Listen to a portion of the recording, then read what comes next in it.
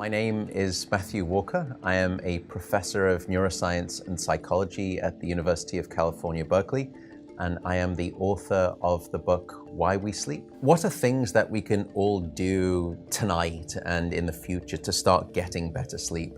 Well, beyond carving out a non-negotiable 8-hour sleep opportunity, there are probably at least 5 things that we can do.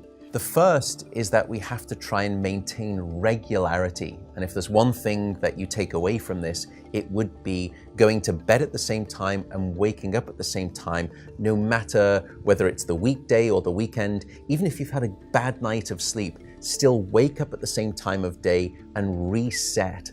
The second thing is that we are a dark-deprived society in this modern era, and we need darkness in the evening to allow the release of a hormone called melatonin. And melatonin helps the healthy timing of our sleep. So try to dim down half the lights in your home in the hour before bed. Stay away from screens, especially those LED screens. They emit blue light that actually puts the brakes on melatonin. And those blue light emitting devices fool your brain into thinking that it's still daytime, even though it's nighttime and you want to get to sleep. The third key ingredient is to keep it cool. Many of us actually have a bedroom that's too warm in terms of temperature. So an optimal temperature is about 68 degrees Fahrenheit or about 18.5 degrees Celsius. And the reason is that your brain and your body need to drop their core temperature by about 2 to 3 degrees Fahrenheit to initiate good sleep.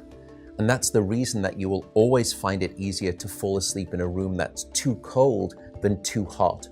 So having a cool room actually takes your brain and body in the right temperature direction to get good sleep. The fourth critical factor is actually avoiding alcohol and caffeine. Unfortunately, this makes me deeply unpopular, but alcohol is perhaps the most misunderstood drug when it comes to sleep. People think that it helps them fall asleep. That's not actually true. Alcohol is a class of drugs that we call the sedatives. And what you're doing is just knocking your brain out. You're not putting it into natural sleep. We also know that alcohol will fragment your sleep, so you'll wake up many more times throughout the night. And alcohol is also a very potent chemical for blocking your dream sleep or your rapid eye movement sleep. Caffeine is also a problem. Many of us know that caffeine can keep us awake. It's an alerting chemical. It's a stimulant in terms of a class of drugs. But few people know that even if you can have a cup of coffee after dinner and you fall asleep fine and maybe you stay asleep, the depth of the deep sleep that you have when there is caffeine within your brain isn't as deep as when you have abstained from that cup of coffee after dinner. So as a consequence, you wake up the next morning, you feel unrefreshed, and you don't remember waking up or having a difficult time falling asleep, but now you find yourself reaching for 2 or 3 cups of coffee in the morning, and you develop this dependency, this addiction cycle.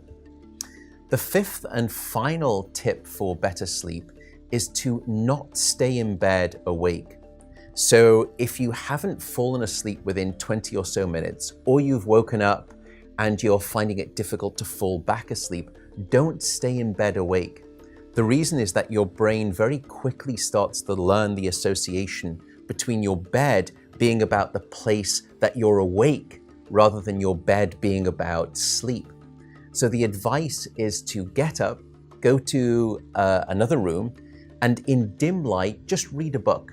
No screens, no email checking, no food. And only when you feel sleepy should you return to bed.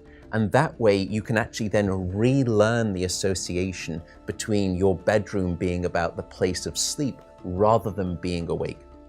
I should also note that some people don't like the idea of getting up and going out to a different room if it's dark and they're warm in bed.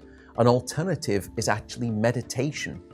Meditation has been demonstrated in clinical trials to help people just relax the body, calm down the fight or flight branch of the nervous system that can happen when we wake up in the middle of the night and we have that Rolodex of anxiety thoughts. And by meditating, you can start to quiet the mind as well as the body, and that also helps you fall back asleep more easily.